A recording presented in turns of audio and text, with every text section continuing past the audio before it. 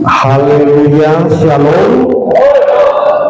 Ya, puji Tuhan, Bapak Ibu, oleh kemurahan Tuhan, kami bisa, saya dengan hamba Tuhan, Bapak Pendeta Ronald, bisa hadir di sini untuk pertama kali, ya.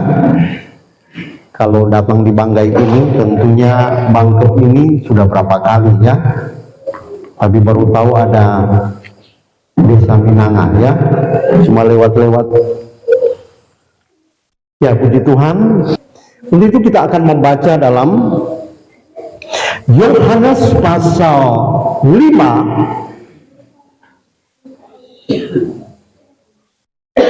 Yohanes pasal 5 ayatnya yang ke-22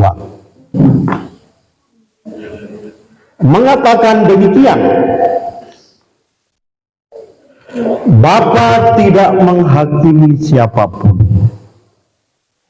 melainkan telah menyerahkan penghakiman itu seluruhnya kepada Anak. Ya, sedikit saya akan menyampaikan tentang Tuhan Yesus sebagai hakim yang adil, ya. Tuhan Yesus sebagai hakim yang adil. Saudara-saudara yang dikasihi oleh Tuhan,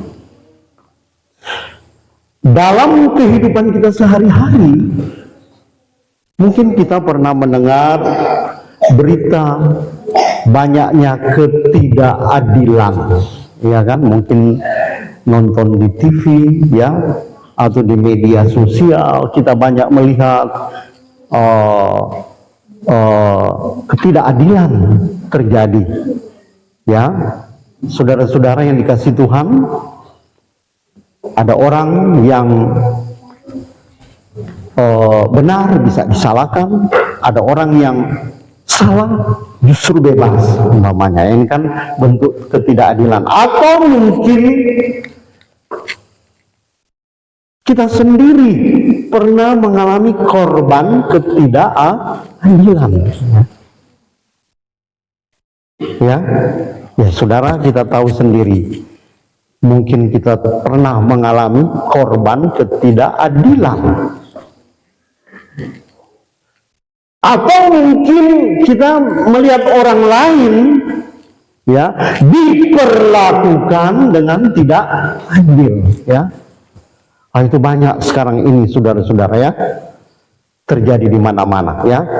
Memang saudara, pengadilan manusia ini, keadilan manusia ini sungguh pun berusaha untuk adil, ya. Pengadilan dunia ini sungguh pun berusaha untuk adil, tetapi seringkali tidak bisa, ya. Atau hakim-hakim di dunia ini, ya, walaupun niat perbuatan baik mereka ingin supaya adil, tetapi terbatas oleh keterbatasan manusiawi, ya. Oleh sebab itu kita banyak mendengar, ya, mungkin di desa ini tidak ada, ya, kita banyak mendengar di media sosial, di TV, saudara-saudara, ya, ada hakim atau jaksa, ya, orang-orang di pengadilan, ya, akhirnya korupsi, ya. Korupsi karena mereka mau memenangkan seseorang dengan cara-cara yang tidak baik, ya. Saudara-saudara yang dikasihi Tuhan. Tetapi kita bersyukur, ya, kita bersyukur bahwa Alkitab memberikan pengharapan yang besar dengan menyatakan bahwa ada seorang hakim yang tidak pernah gagal, tidak pernah salah, dan tidak pernah, ya, istilah kerennya itu tidak pernah bias, ya. Saudara-saudara, ya, itulah Yesus Kristus Tuhan Raja di atas segala raja, hakim yang penuh dengan keadilan. Ya. Saudara-saudara yang dikasihi Tuhan, firman Tuhan dalam Yohanes 5 ayat 22, firman Tuhan dalam Yohanes 5 ayat 22 di sini mengatakan, Bapa menghakimi siapapun. Bapa tidak menghakimi siapapun, melainkan telah menyerahkan penghakiman itu seluruhnya kepada Anak. Artinya bahwa Yesuslah yang akan menghakimi seluruh dunia, ya. Yesuslah yang akan menghakimi seluruh dunia pada akhir zaman. Dan dia akan melakukannya dengan keadilan yang sempurna, ya. Dalam khotbah ini kita tentunya akan dibawa, ya, bagaimana kita ketika kita mengerti bahwa Yesus adalah hakim yang adil, dan bagaimana kita juga harus mempersiapkan diri untuk menghadapi pengadilan terakhir. Ya. Ada pengadilan terakhir, ya. Siapakah hakimnya? Itulah Tuhan Yesus Kristus, ya. Saudara-saudara yang dikasihi Tuhan, yang pertama sehubungan dengan Yesus adalah hakim yang adil. Yang pertama, Yesus hakim yang tidak memandang muka, ya. Yesus hakim yang tidak memandang muka.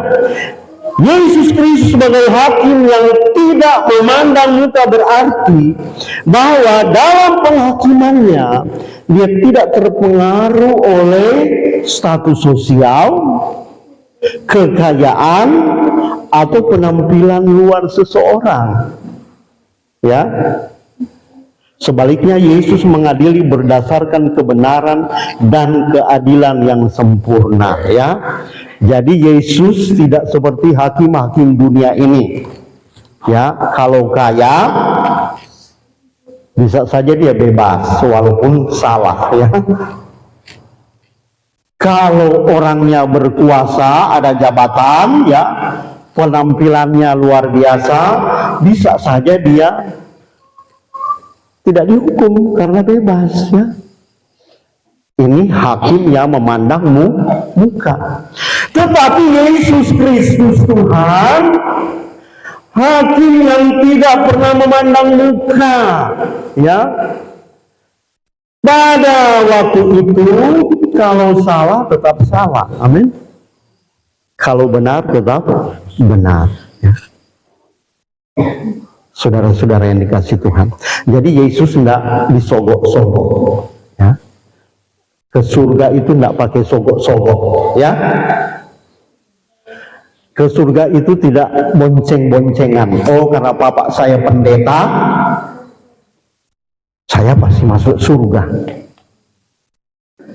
Oh, karena bapak mama saya majelis, saya pasti masuk surga. Tidak ada bonceng-boncengan ke surga, amin. Kalau di dunia boleh. Tadi saya naik dari Sambulangan, boncengan dengan anak bapak gembala bisa tiba di sini, ya. Tapi untuk tiba di surga itu masing-masing pribadi, amin. Masing-masing memberi pertanggungjawaban kepada Tuhan. Kalau orang tuanya hidup benar, kalau orang tuanya hidup sesuai firman Tuhan, tapi anaknya tidak, orang tua masuk surga, sementara anak tidak. Tapi sebaliknya, kalau papa mamanya hidup tidak sesuai firman, anak cinta Tuhan, anak melayani Tuhan, hidup benar, ya anak masuk surga, orang tua ketinggalan, ya. Saudara. Jadi Yesus tidak pernah memandang muka. Oleh sebab itu kita melihat di sini dalam Yohanes 7 ayat 4. Yohanes 7 ayat 4, Yesus berkata, janganlah menghakimi menurut apa yang nampak, tetapi hakimilah dengan adil, ya. Yesus menghakimi bukan cuma melihat penampilan luar, Hakim-hakim dunia ini menghakimi karena ada bukti-bukti, ya. Kalau sudah terbukti dia melakukan kesalahan, 2 alat bukti saja sudah sah, ya, untuk menghukum dia. Tetapi Yesus bukan hanya melihat bukti di luar, dari hati kita. Amin. Yesus melihat hati kita. Mungkin penampilan bisa senyum, shalom, haleluya, tapi di balik-balik itu ya cerita kita, wah, jelek-jelekkan, betul-betul dijelekkan, ya. Yesus tidak melihat penampilan luar, tapi Yesus melihat hati kita, motivasi kita. Amin. Jadi makna dari ayat-ayat ini, Yesus sebagai hakim tidak membedakan antara orang berdasarkan status sosial, tidak. Nggak peduli dia seorang presiden, nggak peduli dia seorang pejabat, nggak peduli dia seorang kaya, tetapi jika di hadapan Tuhan dia tidak hidup benar, maka hakim yang adil itu akan menghukum dia. Amin. Tapi siapapun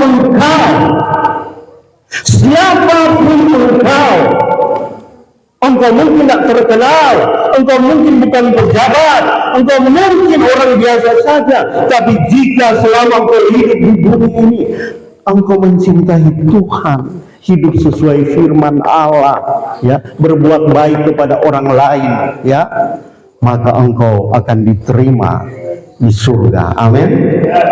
Saudara-saudara yang dikasihi Tuhan, ya. Jadi semua orang dihadapkan pada standar yang sama dalam penghakiman, ya. Beda dengan dunia ini. Ada beberapa ayat Alkitab yang mendukung firman Tuhan tadi. Dalam Kisah Para Rasul 10 ayat 34 berkata, karena Allah tidak memandang muka, ya. Itulah sifat hakim yang adil, yaitu Yesus. Yakobus 2 ayat 9, janganlah kamu membeda-bedakan orang. Jika kamu membeda-bedakan orang, kamu berbuat dosa, dan hukum Taurat menyatakan bahwa kamu harus dihukum. Artinya bahwa bagi orang percaya ini mengingatkan kita bahwa dalam pandangan Tuhan, setiap orang memiliki nilai yang sama, ya, di hadapan Allah. Nilai yang sama dan dihadapkan pada standar yang sama. Dan ini mendorong kita untuk menghindari sikap membeda-bedakan orang. Jadi ketika kita mengerti bahwa Yesus tidak memandang muka, maka karakter yang sama juga harus kita adopsi dalam diri kita. Amin. Tidak bersifat istilahnya diskriminatif, ya. Jangan karena dia orang kaya, ada banyak uang, dia cuma 1 kali telepon aja, biar kita udah capek tengah malam, langsung kita cepat-cepat pergi, ya. Tapi kalau orang tidak ada uang, nelpon kita, ini khusus mungkin para pendeta, ya. Nelpon kita, aduh kita sedang sakit, jemaat sedang sakit, tapi dia, ini tidak di sini, tapi di daerah lain, ya, banyak, ya, di daerah lain, sedang sakit, ya, aduh capek saya, ya, tidur, nanti besok saja ada kesempatan, ya mungkin besok sudah mati dia, ya. Saudara-saudara, ini artinya hamba Tuhannya membeda-bedakan orang, diskriminatif. Amin.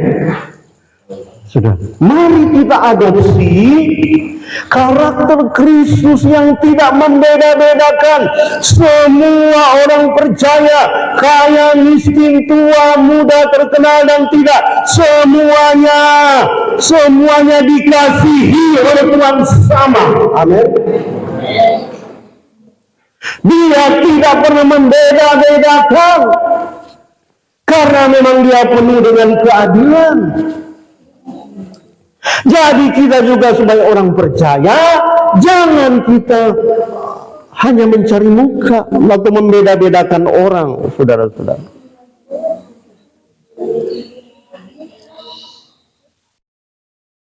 Tapi biar kita memiliki karakter yang sama, ya.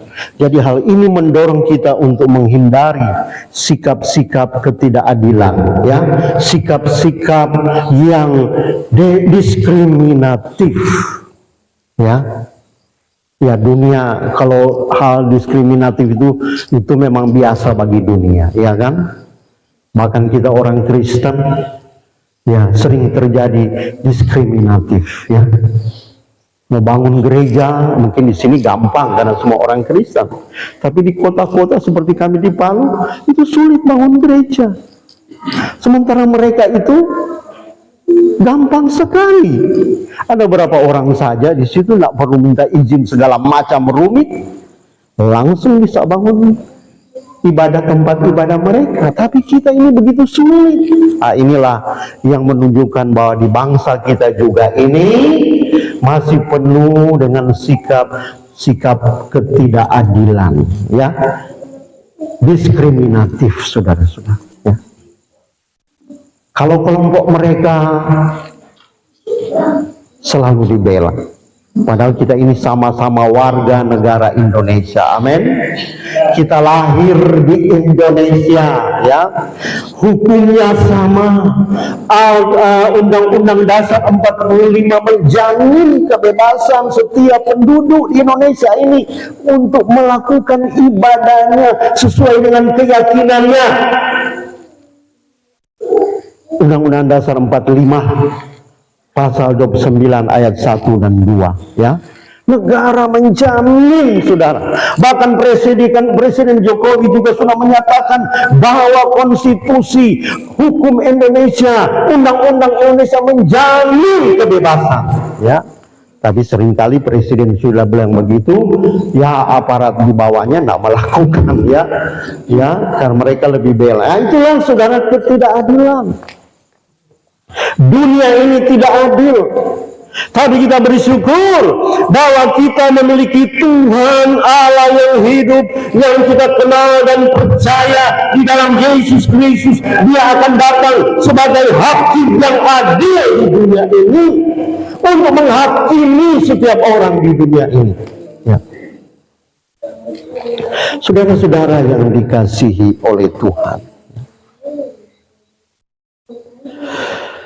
yang berikut, kalau Yesus sebagai hakim yang adil, dia hakim yang mengetahui segala sesuatu, ya. Dia hakim yang mengetahui segala sesuatu. Sebagai Tuhan, Yesus mengetahui hati dan pikiran setiap orang, ya. Yesus mengetahui hati dan pikiran setiap orang. Tidak ada yang bisa disembunyikan darinya. Semuanya transparan, ya. Semuanya terbuka di hadapan Tuhan, ya. Dan keputusannya didasarkan pada pengetahuan yang sempurna. Dalam Wahyu 2 ayat 3 berkata, Yesus mengatakan, dan semua jemaat akan mengetahui bahwa akulah yang menguji batin dan hati. Sebagai Tuhan yang mengetahui segala sesuatu, Yesus tidak hanya mengetahui tindakan lahiriah, tetapi juga motivasi dan pikiran dalam hati manusia, ya. Jadi dia mengetahui segala sesuatu, saudara. Hati saudara, niat saudara, ya. Kalau hakim dunia ini, walaupun niatnya baik, mungkin dia tidak melakukan dengan niat yang sama. Tapi hakim tidak melihat itu, ya. Contoh seperti dulu, saudara pernah kenal yang namanya Gubernur Ahok, yang dulu sering ada di media sosial waktu dia mau mencalonkan diri sebagai gubernur, ya kan? Dia tidak ada niat untuk menghina agama lain, tetapi hakim tidak memperhitungkan itu. Saudara-saudara, ya. Jadi Tuhan bukan hanya melihat penampilan luar, Dia mengetahui segala sesuatu yang tersembunyi di hati kita. Jadi orang tua mungkin tidak lihat, pendeta tidak lihat, ya, istri tidak lihat, suami tidak lihat apa yang kita lakukan, atau mungkin masyarakat lain tidak lihat. Tetapi segala perbuatan kita, baik atau jahat, itu dilihat Tuhan. Amin. Tuhan itu kalau di kota-kota sudah hampir rumah-rumah itu, bahkan di jalan lalu lintas sudah pakai CCTV, ya. Kami di Palu harus pakai seat belt atau harus pakai sabuk pengaman kalau bak mobil, ya. Jangan coba-coba tidak pakai sabuk pengaman. Seluruh mata CCTV itu terlihat, ya.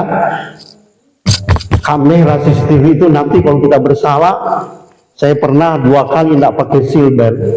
Tiba-tiba mau urus STNK, polisi bilang pergi ke Samsat bilang pergi ke polisi dulu. Bapak ada hal yang melanggar. Melanggar apa? Sampai di polisi mereka terlihat, ini mobil Bapak.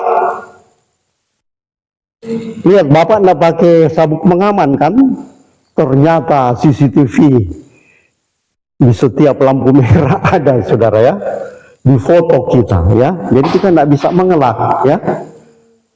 Lalu setiap pelanggaran dibayar, ya. Dendanya 100.000 kalau tidak pakai sabuk pengaman, ya. 2 kali 200.000, ya. Saudara-saudara, itu CCTV di dunia. Tetapi Tuhan kita Yesus Kristus, Dia mengetahui bukan cuma di luar, tetapi sampai niat dan motivasi hati kita. Amin. Saudara, bahkan pelayan Tuhan melayani Tuhan di dunia ini, Tuhan juga tahu. Tuhan bukan hanya melihat penampilan luar, tapi Dia lihat hati dan motivasi kita. Saudara berdiri di depan ini seperti saya berdiri khotbah, motivasi saya apa? Apakah untuk kepujian manusia, ataukah saya berdiri sini datang mencari duit semata-mata, ya? Ataukah saya memberi persembahan, tujuannya apa?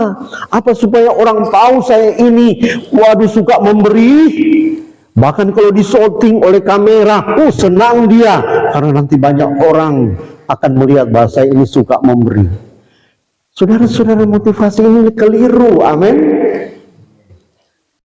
Berilah untuk Tuhan. Amin. Melayanilah untuk Tuhan.